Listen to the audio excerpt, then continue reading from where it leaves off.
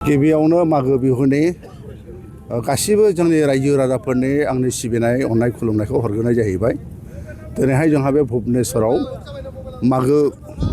माने फेस्टिभेल होननानै मोनसे बहाय खुंनाय जादों आरो बेजों लोगोसे माखासे जोंनि स्पर्ट्स भलिबल बे कालचार मोसानाय बायदिसिना बहाय सोफानाय जाहैदों 10 दिननि हाबाफारि लानानै आङो अनुरोध खालामदों रायजो राजाफोरखौ जाहाथे जों बयबो बहाय फैनानै जाहाथे रंजाफैयो आरो जोङो खौसेयै जाहाथे सान्थि जाहाथे बे 10 दिननि माबाखौ जोंना प्रग्रामखौ जाहाथे मोजाङैनो मोजां फोजोबलायो। जिहेतु नैबे थावनिया मोनसे दावबायारि थावनि फिउचाराव डेभेलपमेन्टनि बेनि थाखाय जोङो फरेस्ट डिपार्टमेन्टनिफ्राय इतिमध्य डिक्लेयार खालामबाय जोंहा नैबे जोंनि फाइनान्सियेल जिखि बाजेट मार्च एप्रिलनि बे बाजेटआव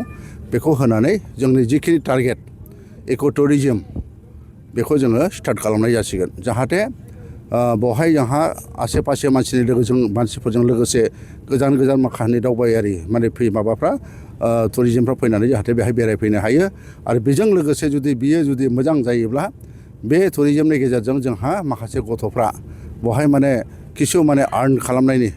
माने खामायनायनि लामा थागोन आरो बेजों एसे सोलिनो हागोन।